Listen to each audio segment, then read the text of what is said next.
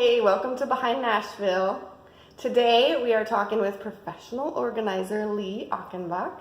She's going to share some of her tips and tricks about organizing, and she's going to give us a peek into kind of how she organizes her own home and tell us a little bit about what her job is like, and just kind of share a little bit of a day in the life of an organizer.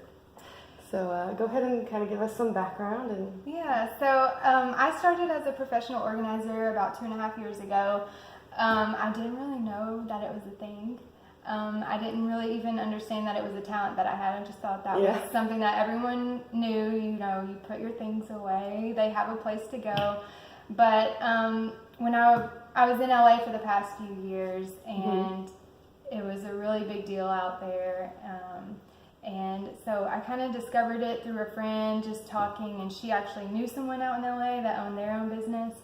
So I just reached out to her to get some advice, and I ended up just working as a contractor out in LA for a couple years. So that way I was able to learn from a lot of different people and kind of develop my own way of doing things. And then when we moved back to Middle Tennessee about 6 months ago, I started my own business.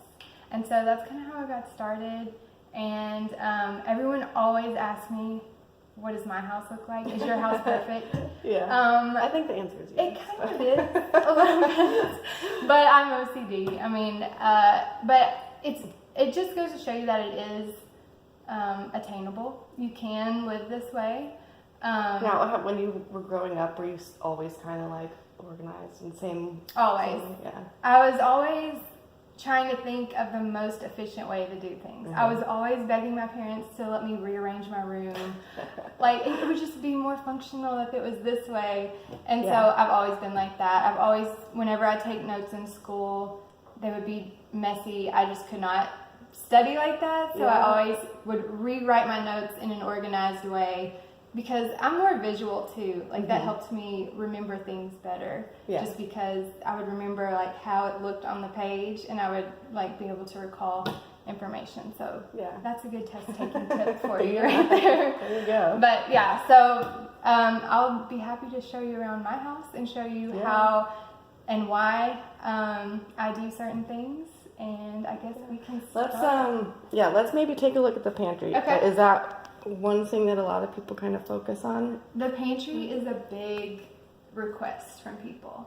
I think it gets a little out of control just because you just buy and buy and buy without knowing what you already have. And so having systems set in place where your snacks go in this bin, so you know this is the snacks that I have before you go to the grocery store, so you're not spending all this extra money, things aren't expiring, and what can fit in that bin is only the amount that you can buy.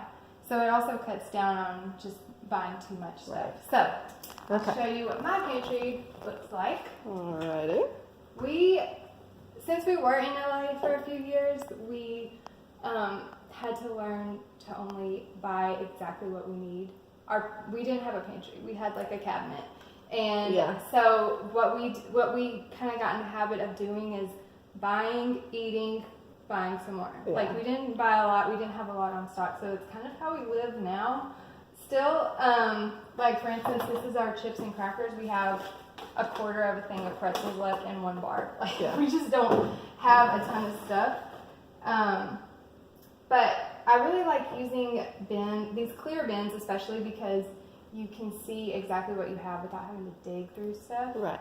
And having them labeled really keeps everything in order, and it's easy to find exactly. Now, did you buy them with the labels already on there? No, I bought these clear acrylic bins. You can get them. They have them at the Container Store, at Bed Bath & Beyond, Target, Amazon, anywhere.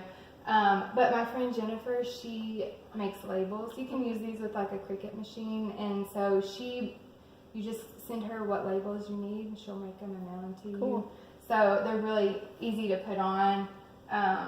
They're not permanent, but they're kind of permanent. So you want your categories to be a little bit broad. But so of course our sweets drawer is like stocked, of course. But then another thing that I really like is using a Lazy Susan for all of your larger spices and your oils stuff like that.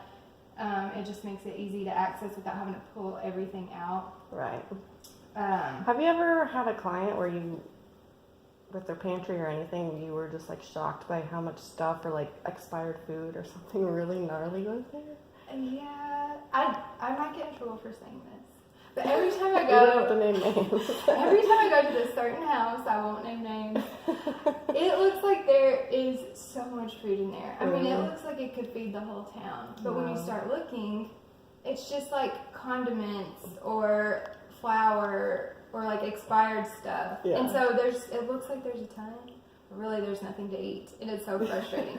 If you look at my pantry, everything here is in date and edible. So that's what I like to keep it. But yeah, the first part of getting your pantry organized is taking everything out and looking at expiration dates. Yeah. Get rid of anything that's expired or just does not look good anymore. So that's the first step. And then as you're going through that, you're going to be categorizing. So like all of our breakfast stuff would be in a section. And then that kind of tells you what kind of bins you should buy, like Yeah. what size you should buy, Yeah. all that kind of stuff. So Cool. Yep. Let's, if you will, give us a peek into your cool little spice oh yes. drawer. It's so pretty. Now, I'm not like a huge cook, but just in case I ever decide to, I've got all these spices. And where did you get the spice tray, whatever thing that is? so this spice tray came from the Container Store, and so did these, the little spice containers. I really Okay. like decanting, which is what the official word is, for taking things out of their packages and putting them into a container. So, Okay. especially clear containers that let you see exactly how much you have. Yeah. And it just gives it a uniform look when everything is matching. It just looks pretty. And it makes you want to stay organized when it looks this pretty. Yeah, and she's even got them in alphabetical order. Of course, of course. It was really hard to decide whether I should put them in order by color or by alphabet. I mean, the decision, it was Stressful. just really stressful. But yeah, that's one of my favorite drawers to keep. It's easy to keep pretty because it looks so good. Yeah, Yeah. I like it. Mm-hmm. All right. Why don't we're going to go and kind of give you guys, you said closets are pretty big too. Closets and kitchens are our number one and number two Yeah. requests. So we're going to wander on over Yeah, to let's Lee's go closet see the and kind of see how she organizes hers.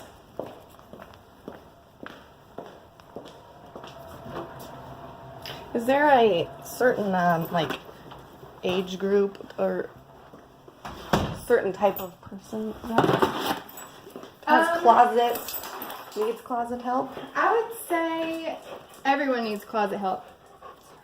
Oh. No. A lot of our clients are usually within like the 35-year-old to maybe 55-year-old range. Yeah. I mean, we do all kinds of closets. Kids' closets are a big one too, but master closets are usually where it's at. Yeah. So- Do you find that men or women have more problems? Men tend to think they don't need help. Of course. They like know where all their anything. stuff is. Don't touch my side of the Yeah. closet. Women, you know, they want it to look pretty. You want to walk in and feel Yeah. like you're shopping. Right. And you want like, you know, like that boutique feel. So women are more like our clientele when it comes to the closet. Yeah. But my husband did let me do his side too, so that was wow. nice. And he actually let me take over some of his side, so that was very Oh, wow. generous. So that's hubby's This is his over side. there. So we have like, we separate everything into categories. So like this is all his golf shirts and short sleeve shirts. And then his button ups. And of course everything's like color coded within each category. Mhm. And then you go into like hoodies and jackets right here. So, and then this is his pants. These are my pants. Don't judge. That's a lot. On my side, it's the same thing. Just categorizing everything. So we have like all the sleeveless, and then the short sleeve, and then the long sleeve, and then down here we have workout t-shirts, golf shirts, that kind of stuff. So everything's separated, you can always tell where the new section starts based on the colors. So we always start with white. So wherever there's a white shirt, that's the start of a new category. Interesting. And one tip that I really like for closets are these hangers. They are the skinny black velvet hangers. You can get them anywhere. Like I got these at like TJ Maxx and Marshalls and stuff. I like the black because no matter where you go, they all match. If you end up getting grays, you can see like the grays come in all different kinds of colors, so it's not as pretty, which is why my husband has those and I have the black ones. But they really save a lot of space because they're so thin, and then you can fit more clothes in there. And also, because they're made out of that velvet material, your clothes stay on there. They're not like falling off like the plastic hangers sometimes. Yeah. So. And then what about when it comes to shoes? When it comes to shoes, she's got the more her. the better. That's what I say. Yeah. I'm definitely not a Shoe rack minimalist when there. it comes to clothes, but we have the space and it's organized, and so I think whatever you own needs to fit in the space that you have. It needs to have room to breathe. Like, these clothes are not crammed in there. There's plenty of space. Yeah. The shoes all fit on this tower that I created, so they would all fit. But, yeah, I just kind of have them categorized, like booties down here into the heels that I rarely wear. And it looks like there's a little bit of, color-coded. color. Oh, yeah, color of course. organization too. So that is kind of my closet. And then we have like the long hanging dresses right here. Mm-hmm. Yeah. Cool. Well, any other kind of general tips when it comes to organizing, or? I think the most important thing when you're organizing is you have to go through all the steps. The first step is pulling everything out. If this closet was messy, we would literally take everything out and then sort it into categories. Once you sort it, you can see, oh my gosh, I have 10 black t-shirts. I don't need 10 black t-shirts. Yeah. But once they're all sorted and in a category, it's easier to tell yourself it's okay to let this go because I have 8 others. Right. Or 9 others. 10 minus 1 is 9. But you're not a mathematician. exactly. I'm an organizer. I don't do that stuff. But so once you take everything out, sort it, the decluttering, the purging is the most important part to getting organized. You want to get rid of all the things that you don't want or that you don't use because they're just taking up space. They're cluttering up your life, your closet, whatever it is. So that's the most important part. And then comes the fun part of organizing and buying the cute bins and, getting new hangers and all that stuff. I always say don't go out and buy organizing supplies before you even know what you're organizing, like what kind of stuff you have, how much stuff you have. So I always like to save that part for the end. It's the most fun, but you have to be patient and earn that part. Yeah. So you have to do the purging and sorting first. So that's my tip. Do you offer any guidance on like where to take old clothes and other things? Yeah, I mean, obviously the easiest is Goodwill. If you're like me and you had a lot of clothes to get rid of, you can put on a yard sale because that's what we did a couple of weeks ago and make a little money through that. Poshmark is a great one.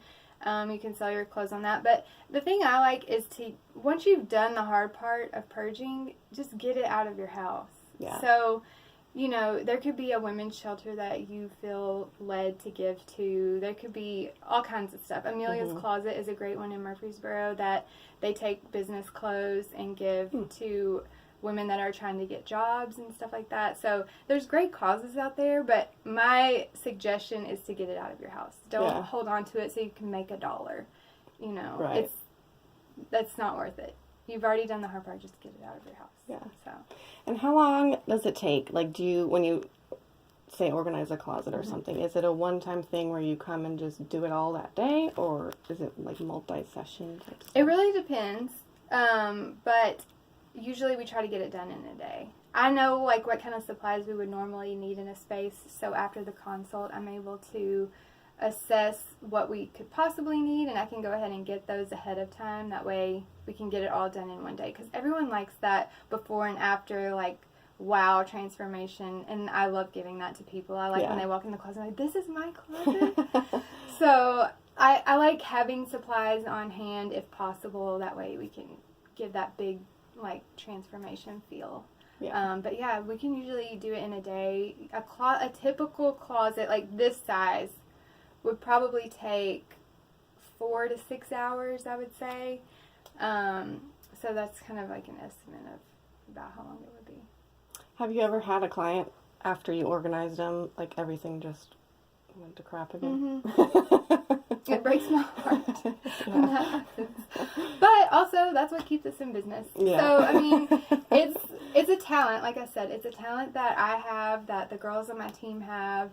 But it also can be learned. It's a skill that can be learned. And so we try to set up systems specifically for our clients. That way it's easier for them.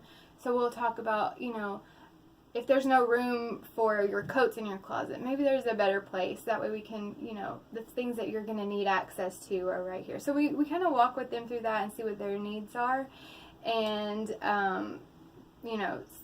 try to customize each plan to that so that it'll be easier for them to keep up with. But some people, they just want us to come back monthly and redo it, which is fine. Yeah. So I'll do that too. Yeah. Yeah. We have all kinds. Yeah. All right. Well, that kind of gives you, it's kind of dark. I know. Kind of gives you a little taste of a day in the life of Lee. And you can find her online. Yes, we are at suddenlysimpleorganizing.com. We're also on Instagram, and our handle is at suddenlysimpleorganizing. Same thing on Facebook. Okay. So. And I'll go ahead and link all that for you. Yeah. So if you're in an organizational rut, give Lee a call and she will help you out. Yes, we would love that. All right. Well, thank you so much. Thank you.